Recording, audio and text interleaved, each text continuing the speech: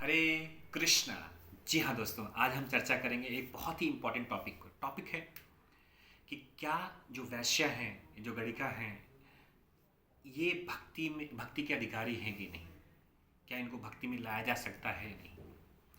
तो ये बहुत ही इम्पोर्टेंट टॉपिक है। हमने देखा है कि समाज में कुछ वर्ग को भक्ति के परिधि से बाहर रखने की कोशिश की गई है, लेकिन एट द सेम टाइम ये भी एग्जाम्पल मिलता है कि हम जो हमारे महान संत हुए हैं, उन्होंने इस वर्ग का भी उद्धार किया है।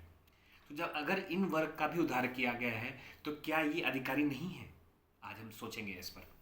तो उदाहरण आता है भगवान बुद्ध का, जहाँ पे एक आम्रपाली नामक नगरवधु थी, एक वैश्या थी। उसने बुद्ध को और उनके पार्षदों को इनवाइट किया। कहाँ इनवाइट किया? अपने जो है घर पर भोजन के लिए। तो भगवान बुद्ध ने बड़े ही प्रेम से उसको स्वीकार भी कर लिया। हालांकि बहुत सारे राजा ऐसे थे जिन्होंने उसका विरोध भी किया कि ऐसा क्यों कर रहे हैं। उन्होंने स्वीकार कर लिया और गए उसके। और जब भगवान बुद्ध ने उनको उनको प्रवचन दिया, उनको बताया सतमार्ग पर जाने के लिए, जब जो है उस रास्ते पर जाने के लिए बताया, तो उस जो गणिका थी, जो आम्रपाली थी, उसका हृदय परिवर्तन हुआ। और जब हृदय परिवर्तन हुआ तो वो जो है सब कुछ त्याग कर भिक्षु बन गई और भगवान बुद्ध की जो है भक्त बनी। तो आता है चैतन्य महाप्रभु के समय का, जहाँ पे हरिदास ठाकुर के समय एक घटना हुई थी। तो घटना ये थी कि जो चैतन्य महाप्रभु के पार्षद थे हरिदास ठाकुर, वो प्रतिदिन 3 लाख नाम, भगवान का नाम जप करते थे, हरे कृष्ण महामंत्र का जप करते थे।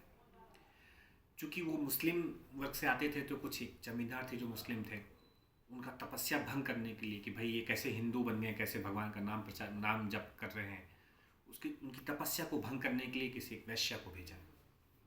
और वैश्या वो लगातार 3 रात आए और उन्होंने बड़े ही प्रेम से इस घटना को होते हुए से अपने आप को बचा लिया। कैसे कि वो जब भी बोलती कि मैं आपसे मिलना चाहती हूँ, तो हरिदास ठाकुर बोलते मेरे पास समय नहीं है, जस्ट थोड़ा सा नाम जप और कर लूँ, फिर मैं आपसे मिलता हूँ। मना नहीं किया।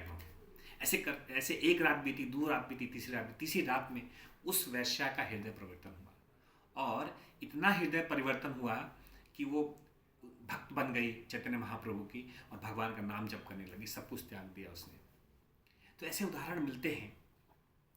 अगर हम कबीरदास की बात करें तो कबीरदास भी एक बहुत अच्छी लाइन बोलते हैं कि जाति पाति पूछे नहीं कोई, हरि को भजय सो हरि के होई।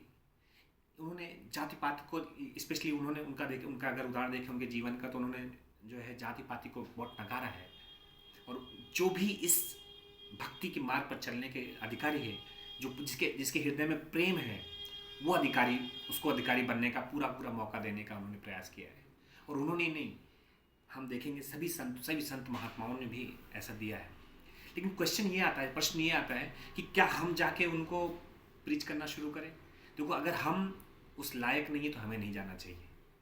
हाँ, ये अलग बात है कि कोई अगर चाहे, किसी का हृदय परिवर्तन हो रहा हो, ये उसकी इच्छा हो कि भाई मुझे भक्त बनना है, उसको भक्त बनने से हम हमें रोकना नहीं चाहिए। लेकिन हमें खुद भी, चूँकि हम भक्ति के उस पराकाष्ठा पर नहीं है जहाँ पर महान संत हुए थे, जैसे हरिदास ठाकुर हुए, कबीरदास जी हुए, या भगवान बुद्ध हुए, या तुलसीदास जी हुए। इन लोग की भक्ति की पराकाष्ठा कुछ और थी। हमारा वो लेवल नहीं है, तो हम उस डायरेक्शन में नहीं सोच सकते। लेकिन हाँ, ये मैं जरूर कह सकता हूँ कि जो वैश्य हो या फिर कोई और जिस किसी भी वर्ग से आता हो, अगर उसके हृदय में प्रेम है, अगर उसके हृदय में वो भक्ति है, तो हमें उसके अधिकार को वंचित नहीं करना चाहिए। हरे कृष्ण।